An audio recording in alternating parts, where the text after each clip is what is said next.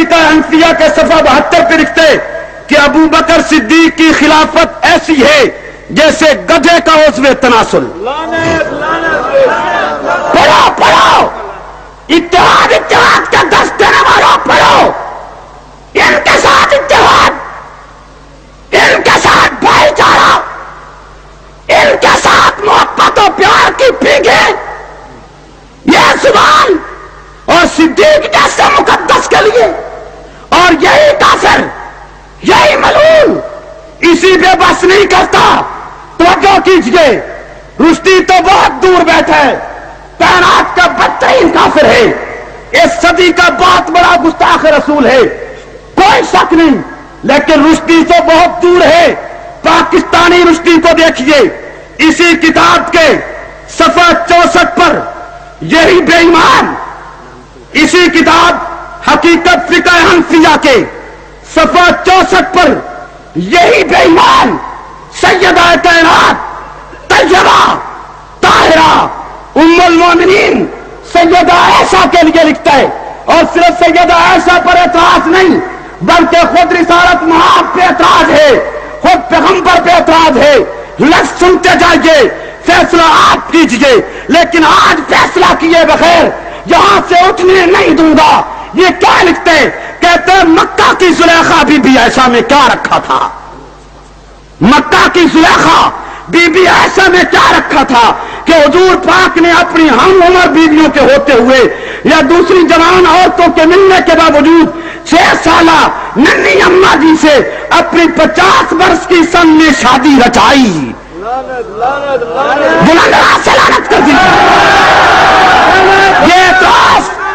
یہ اعتراض جتنے علماء سطح پہ موجود ہیں ان کے پاؤں پکڑ کے کہتا ہوں, ہاتھ جوڑ کے کہتا ہوں کہ یہ اعتراض صرف ایسا طیبہ پہ نہیں, یہ اعتراض تو براہ راست رسول پہ ہے کہ رسول کو ایسا میں کیا نظر آیا تھا.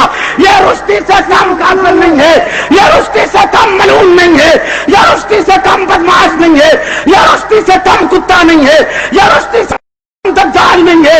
یہ براہ راست میرے رسول پہ اعتراض کر رہا ہے, براہ راست میرے پیغمبر کو گالی دے رہا ہے, براہ راست میرے رسول پہ تنقید کر رہا ہے. شیعہ ہے, جامعہ المنتظر کا مجتہد ہے, وہاں کا مدرس ہے, شیعہ کا ناقوس اعظم ہے, کتاب پاکستان میں چھپی ہے. تم کہاں سو گئے ہو, تمہاری غیرت کہاں چلی گئی ہے؟ مجھے ایک ماہ بولنے دے, شیعت کو ایران جانے پہ مجبور نہ کر دوں تو مجھے جلا وطن کر دیا جائے. بات ساتھی کہتے ہیں بات سمجھ نہیں آئی, توجہ کیجئے. میں کہہ رہا ہوں, ٹھہریے, لاؤڈ سپیکر خاموشی کے ساتھ لگتا رہے گا.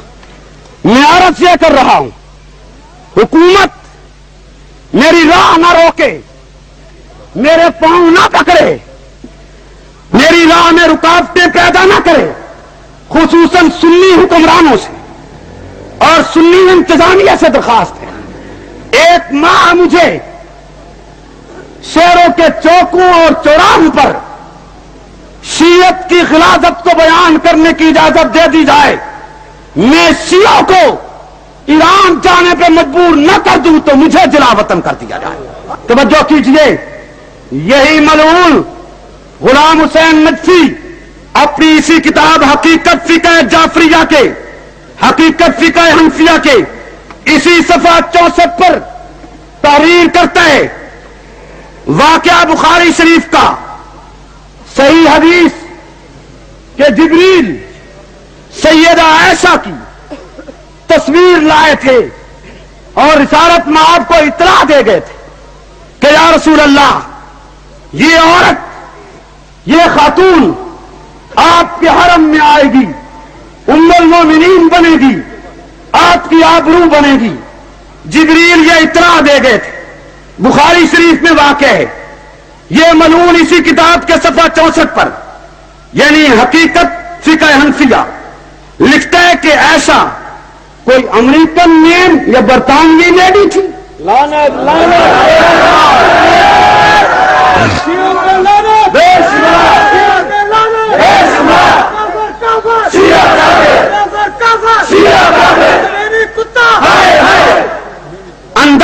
گفتگو دیکھتے جائیے، زبان دیکھتے جائیے، لہجہ دیکھتے جائیے.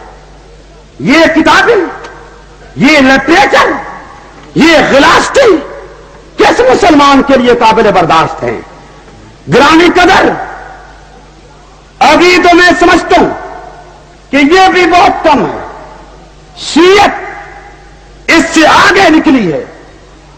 شیعت نے اس سے زیادہ غلیظ زبان استعمال کرنے سے دریغ نہیں کیا ہے. توجہ رہے، یہ کتاب بغاوت بنو امیہ غلام حسین نقوی ملعون کی لکھی ہوئی ہے، جس کی پہلی تھی، اور یہ کتاب بھی لاہور سے چھپی ہے. ہزاروں کی تعداد میں ملک میں تقسیم ہوئی ہے.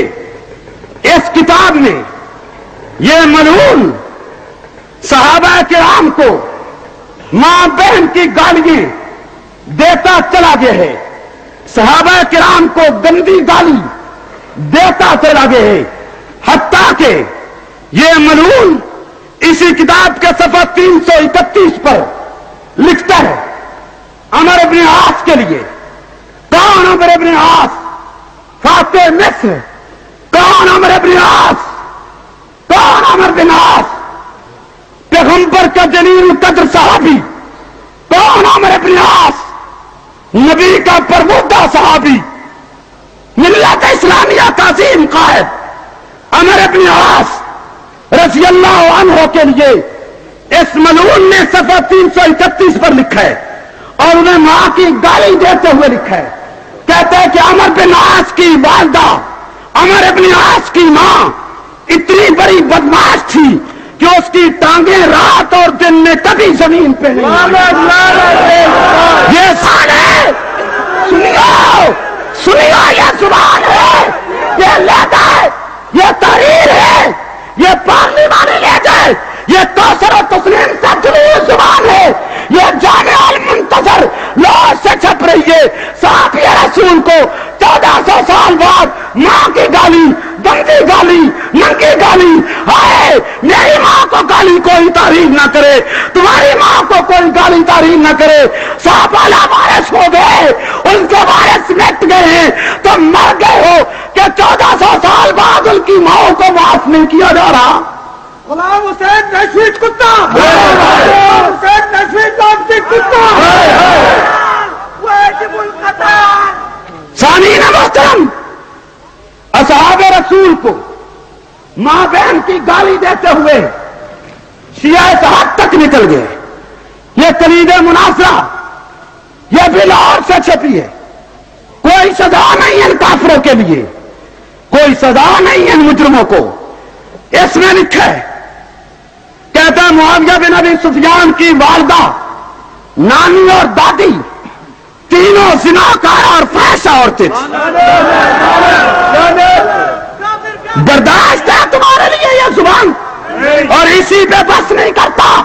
یہ کائنات کا بدترین ملعون یہ بھی لکھتا ہے، کہتا ہے کہ ابو بکر صدیق اور عائشہ اور غلام احمد قادیانی ایک جیسے لوگ تھے.